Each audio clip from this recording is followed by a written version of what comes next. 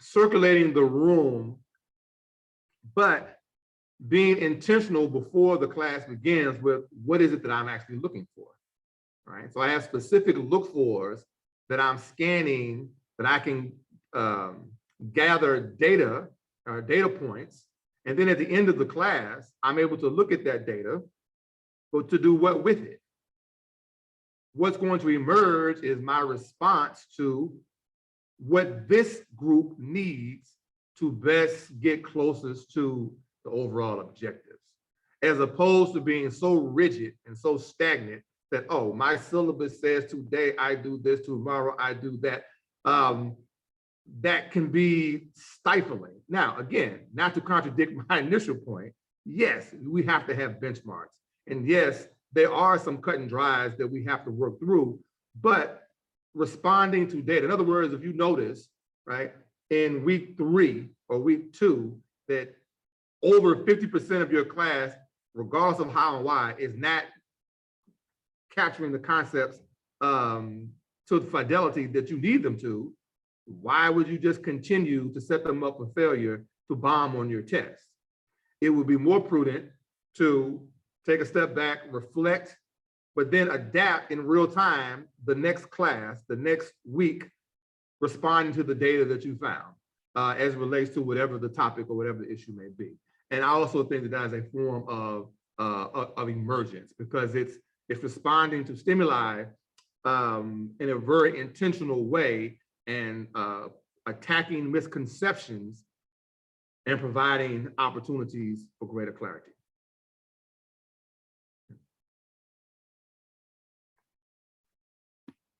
Yes, and so I wanted to share briefly one experience I did have teaching a class that was an emergent syllabus.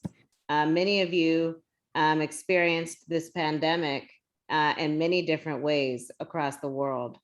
And you all probably saw the United States in a racial uprising that took place, and it may have also taken place where you are located. But we had a major uprising of social justice and activism. And I ended up being assigned to teach a class called Songs of Protest.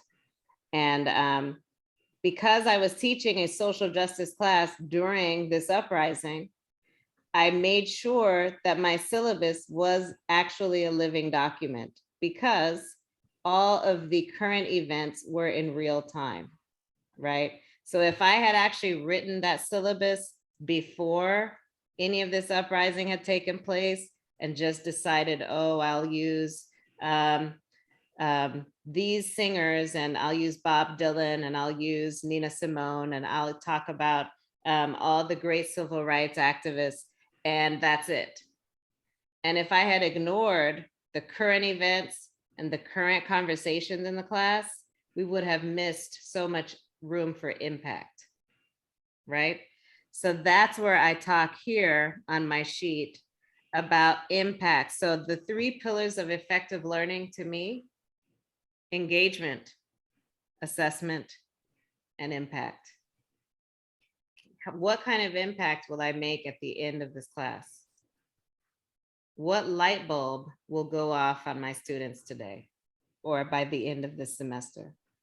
What aha will I give them, or will they take from being together? I know that most of us feel like, education is about getting through the material, making sure they're prepared for exams. But when we work on education as relating, when we think about breaking the industrial complex, part of that is seeing ourselves as human in the now and responding right now to what is actually happening. And when you do that, you make so much more impact.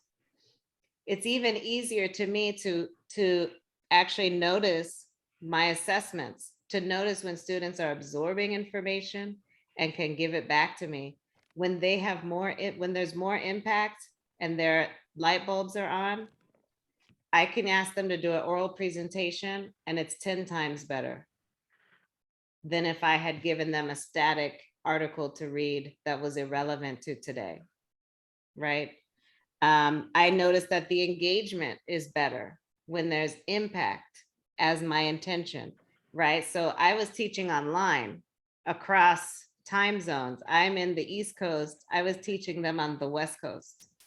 And when you have a bunch of students in different time, to different time zones doing different things, it's hard to keep engagement on Zoom. Even now, it's hard to do a conference on Zoom, right?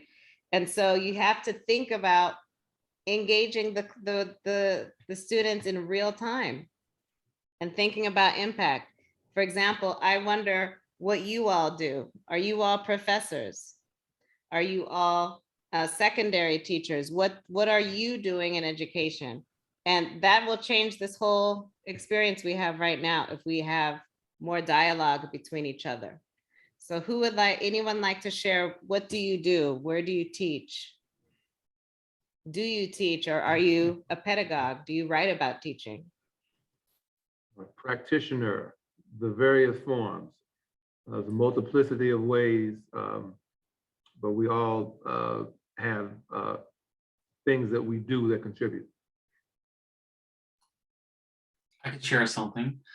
Yeah. Is it possible maybe to switch off the text? Yes. Thanks.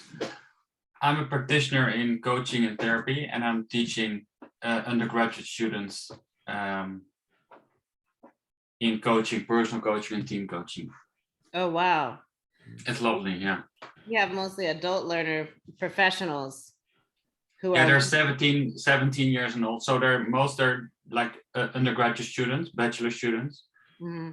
And they're from 17, most are 20 to 25, but also older people. Yeah. Mm-hmm. It's really nice. And I try to, it's been inspiring what you say. I try to be responsive to what happens in the here and now. And I'm also, I need to adhere to goals that I've set myself, but I have to test what I said that I should, what I was going to test. So, but within the frames that I have room to adapt to what happens in the here and now. And that's really great. So. Yes. And you're teaching coaches, or are you teaching practitioners? Now I'm teaching bachelor students who are interested in personal coaching and team coaching. So it's like a minor. Okay. So they choose to specialize in this, and it's students from all over the place, like human resource management, but also finance, technical studies, nurses. Whoa. So it's a very differentiated group. That's really nice. Yeah. Wow. That's very dynamic. And what I love most is that of course they learn about the craft of coaching, but also the parallel process is that they're being coached themselves by me and my co-teacher, but also by each other. Mm-hmm. So it's like, if you want to be a good coach, you have to be self-aware. You're the biggest instrument that you have is yourself. So they also gain a lot in self-reflexivity and self-awareness. Yes, and that self-awareness can emerge through the class, right? They may start off at one level and change and evolve at another level. So wow, that's really intense and very beautiful. Yeah, I love it. Yeah. Really appreciate the examples that you give, and as I'm also looking at the information coming through the chat. I can't speak for everyone, but I would imagine everyone can at least relate. I think one of the challenges we have as educators is, even if we went through and were exposed to a non-traditional out of the box, if you will, framework, we still largely live in a society that mainstream wise, I would argue actually is counter to all these frameworks that we're talking about. So unless we as practitioners, right, self-aware, but being okay to do these types of things and trusting that it has its place, right?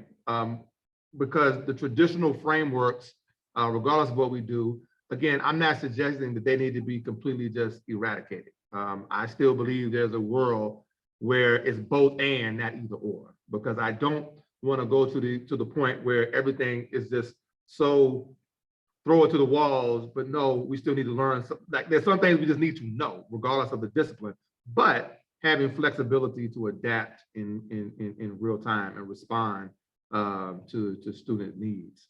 But yes, noticing a great diversity. We have a professor in dentistry, right? We have a science and secondary teacher, coaching professionals. This is great. Mm-hmm. Beautiful. So let's see. What did you want to share your example, Professor Miller, of emergent strategy in your syllabus or in your teaching? Sure. So sticking with my theme, because I mean, our personal narrative is related. So my first teaching experience, college teaching experience, I was young, bright-eyed, bushy-tailed, the whole bit. It was just a standard world civilization course. But through the course, I had a few international students, and long story short, at that stage, I was not conscientiously trying to be artistic because I still was finding myself, but it was through that class. At the end of the class, a student from Mexico, and I still have it, gave me a book titled Music, Society, and Education by Smallwood. And in my mind, like, okay, how did this come into being? Now, the point is, because I didn't realize it, not constantly, but I incorporate pop culture into whatever it is that I teach, just kind of as a staple. And I found that beneficial because invariably it helps in some level, just like connect, if you will, and loosen students up. But to fast forward that to more recently, that connects with what we're doing in a present class, actually a couple of days ago, the US history class, and but the topic, we were looking at slave resistance and things of this nature. Long story short, a student made a connection, had an epiphany where he linked content that he had just learned from another class, a psychology course, and he starts referencing Carl Jung, but in the context of like African cultural connectivity. And what it reminds me of in this context is because, again, no, I didn't set the lesson up for that to emerge per se, but from that emergence, when I say that, I'm talking about the student making a connection with multiple disciplines, just gave me some ideas how to incorporate some of that into my own actual lessons, if you will.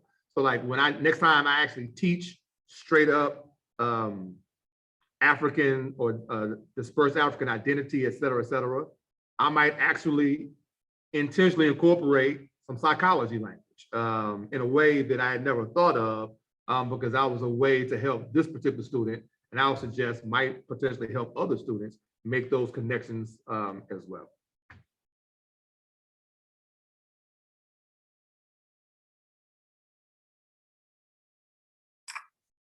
Can I share my practice? If you Absolutely. So thank you for the points that you made, both of you. It was very illuminated. And I work with in tertiary education in academia as an adjunct faculty, working usually in departments of education or psychology. And I try to, I resonate with you that the phrase I am using is that I have a syllabus designed enough to allow for emergence.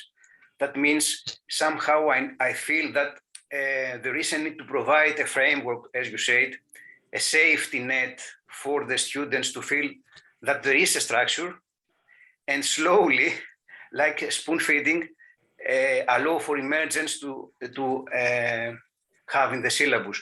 And I have a question, something I like to share and ask you how you attain this. I mean, in my practice with the students, usually I manage to have an emergent component by working with group work and collective reflective practice, and then listening to the student's voice and integrating this somehow with the existing syllabus, and providing them with the idea, with the mentality that I learn from them and that their voice matters. So I usually use group work and collective reflective practice. Do you use other ways? What is your way to attain this? I have this question. Yes, I love that. I also do a lot of group exercises as well. And I love to do oral presentations versus exams.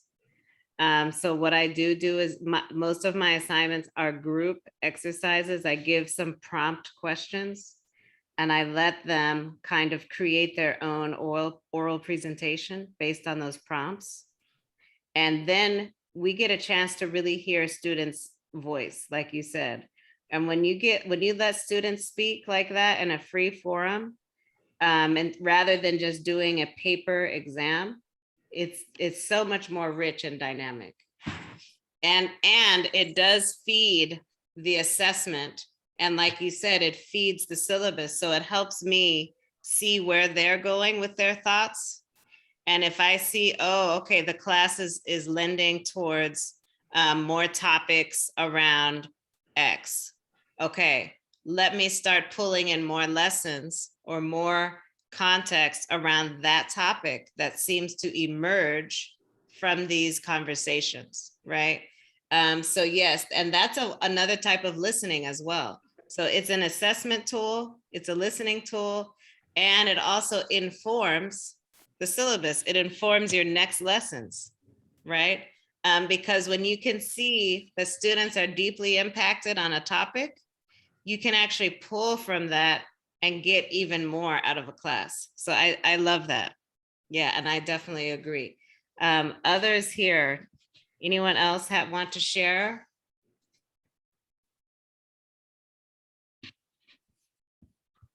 Yeah, for me, on that great question, similarly, well, better yet, not so similarly. Most of the classes that I teach at the current time, unfortunately, don't lend themselves to as much I can do what I want as I would like, although I have taught those courses too. So what do? Where you have essentially structure that's provided for you, like, okay, this is a course that's a prerequisite for other courses in a discipline. So for instance, political science. So like there are cut and dry things that have to be learned in X class because that's the expectation for the other. So sometimes I find myself in a quandary because, as you probably could tell, if I had it my way, everything would be non-traditional. So where's the middle ground?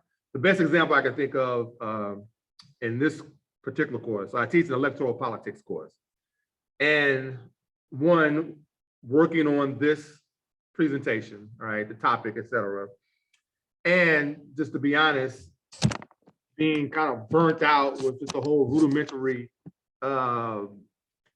way of learning, I'm actually considering, though it's going to be a tremendous amount of work, like scratching the final exam for this class and replacing it with a project-based assessment that forces them to, so this is an election year in the United States. So like not throw the theory out, but basically that makes them apply theories that have been learned the last 11 weeks, but election day was Tuesday, but in some retrospective way where they have to work together to essentially show their understanding of these concepts, but through real-time data. On the one hand, I'm a little, I don't want to say nervous, but in my mind, okay, am I actually doing due diligence if I do that? But I truly believe, not just because of the content, but this particular class, they came alive on a group project in ways that I didn't even know was within them. Like literally their whole disposition, their whole persona, like different students completely. So obviously that says to me, wow, how can I ignore this? And what can I do Do I play it safe and just give a traditional syllabus? The traditional final exam because we're talking a month away? Or do I trust my instincts and practice what I preach and like, oh, okay, make the modification? The jury is still out, but it's pushing my thinking because, like I say, I saw that the way they responded to this particular project, it just showed me that they resonate with that type of learning. However they want to spin it, it's just too consistent across the board. Beautiful. So I know we are at time, so I wanted to close and just give you the description of our book today, inspired by Octavia Butler. It explores our human relationship to change. Emergent Strategy is radical self-help, society help, and planet help, designed to shape the futures we want to live. Change is constant. The world is in a continual state of flux. It is a stream of ever mutating emergent patterns. Rather than steel ourselves against such change, this book invites us to feel, map, assess, and learn from the swirling patterns around us. So that is, I will stop there. And if you have any questions, further comments, thoughts, of course, you can Google the book and find it on Amazon. But just wanted to let you all know the description of what we talked about today.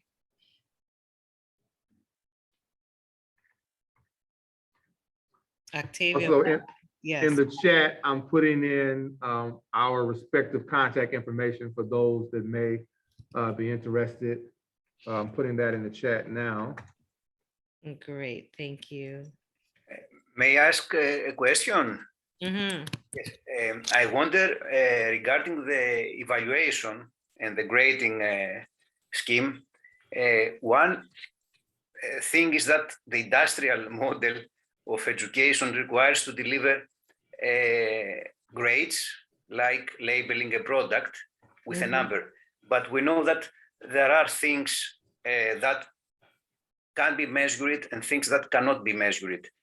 And a problem, I'm not sure if there is a problem, but for a traditional structure, maybe it's a problem, is that in my practice, when I work with students and attain their engagements and active learning and working in a project-based approach, delivering a collaborative project, they are doing nice work.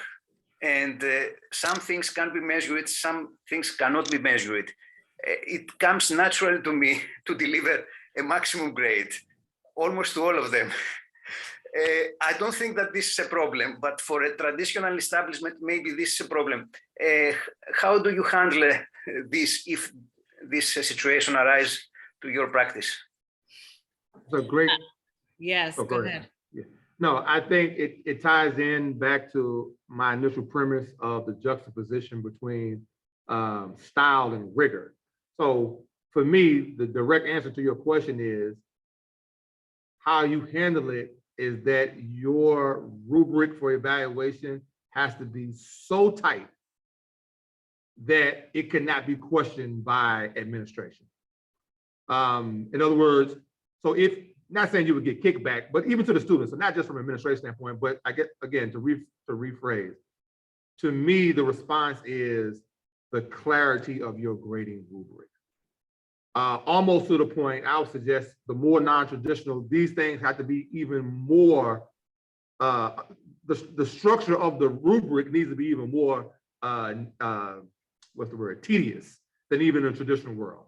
Because I think, one, you're more inclined to get, in general, pushback, but your best defense is the clarity that if it ever were questioned, like, no, okay, the objectives are covered, the outcomes are covered, boom, boom, boom, boom, boom. And that takes a lot of work, but I think, well, we all know this, I believe, those that have taught, the more clear you are with an expectation, it doesn't mean you're going to get perfection, but you're going to get closer to it than the other way around. So that's one. And then two, from an administrative standpoint, I just think it protects you more. So the rubric can allow for different types of intelligences. So if you say, oh, you get 5 points for a charismatic presentation, right? A student may have great charisma, but they did not cover all of the topics, right? But you give space in the rubric to reward that, right? So you can have different systems for rewarding. I like to I like to give extra credit, if you know what that means. I don't know if you guys do extra credit, but I give us extra assignments that are not on the syllabus for students who are curious, for students that are more extroverted. And, you know, I'll tell them, if you go to a special event, if you go see this documentary, if you want to sing a song, if you like to do these other things, I will give you extra points for doing these other things. Those extra points will then contribute to the grade. So if they're not as very good at exams, but they did this extra work, then those points can supplement the grade. You know what I mean? So you kind of create, yeah, the grading system is not the best, but you can create a point system, a cumulative system of numbers that count, you know, from 0 to 100. And then as long as they get to 100, they have an A. That's how I do it. So great question. Thank you. Anyone else want to share? I don't know what happens after this when we go overtime. If they're going to turn off the room, or if you have to go back to the main room, but. I think we're fine, Professor Taylor, unless I read it wrong. The block was 15 to 15. Oh, we have more time. Okay, good. I mean, we're right on schedule, if I understand it correctly. Yeah, the session was 1:15 to 2:15. Yes. So the breakout where it started, that was the 15-minute breather in between the previous concurrent sessions. The other thing that's really interesting in emergent strategy is the idea of authority. Okay, and this is like industrial, right? We know in the industrial system, there is an authority figure who is the teacher, who is in charge, who has all power, who can delete or omit or make anything happen. And like you were mentioning, Alexis, how you allow the students to contribute to the syllabus through conversation. There is also some moments where you step down as the authority so that more can emerge. Maybe you give another student some leadership opportunity to lead a class. I actually do a class where we rotate and each student is leading a lecture, basically. You're going to provide the lecture on this topic. This is how you're going, and I give them the directions and the rubric, but I let them teach the class. And then we all take notes and give feedback to that student. So that also is a thing that you can work back and forth with. When you talk to your students, you talk to them kind of in a tone where you feel, you give them not so much the impression that they are your equal, but you don't give them the impression that you aren't listening, you know, that you're not present. So yes, okay, we have a 5-minute warning. I would say, yeah. no, go ahead. Admittedly here, this is something that I struggle with, and specifically I'm referring to, one, yes, giving agency and voice to the new modern student. But I struggle sometimes because I just don't want that to go to the extreme where, like, no, it's not that authority in the sense of I am better than you, but I know more about certain things because I have experience, and part of my job is to provide you with foundation blocks. So I agree wholeheartedly with everything else, but for me, it's just that delicate balance of what is that fine line of student agency, but still equipping them with necessary foundation blocks of whatever the subject is that they just have to have, and finding that balance. And that's not always easy, but I think being intentional about it will make for a better experience. Yes, yes. Would anyone else like to speak? I see Amita, I see Bankesh. Would anyone else like to share something about emergent syllabus or something in your line of work where you incorporate a little bit of fluidity within some kind of form, different strategies that you may use?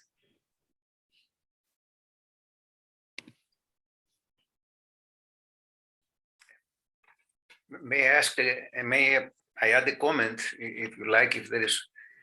Okay, I think this idea of the emergent syllabus resonates with group psychotherapy, psychotherapeutic practice, where, according to Yalom, for example, the group is the machinery for the therapy, the emergent group.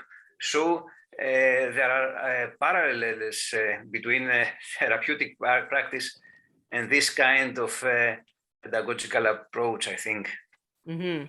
Yes, beautiful. Yeah, I definitely see that as well. I definitely see that for sure. What is this called again that you said? It's called what kind of group therapy? From Yalom's practice, group psychotherapy, family therapy, family group therapy. Yes. Usually in this approach, like the one you said before about the role of the educator, the therapist has the responsibility to set the group in motion and then leveraging, but the group is responsible for the therapy, like the group of students responsible for their learning. Exactly. And that's an issue of transformation, right? So when we think of being transformed, right, in therapy or in any space where humans are gathered, we want impact and we want transformation, right? And that's the last part of this paragraph. Materialist spirituality based on equally science and science fiction, a visionary incantation to transform that which ultimately transforms us, right? So that's transformation, what you mentioned to me. Very good, beautiful. All right, so we are going back to our main session. Thank you all so much for joining us. Stay in touch with us if you want to chat more on this topic. Absolutely. Thank you so much. Thank you very much. Thank you. Thank you all for coming out. And thank you for co-facilitating, Professor Taylor. Yes, thank you. Thank you, Professor Miller. All right. Enjoy the rest of your day. Take care. You too. See ya. Bye-bye. See you. Waiting for a few rooms. We are still waiting for a few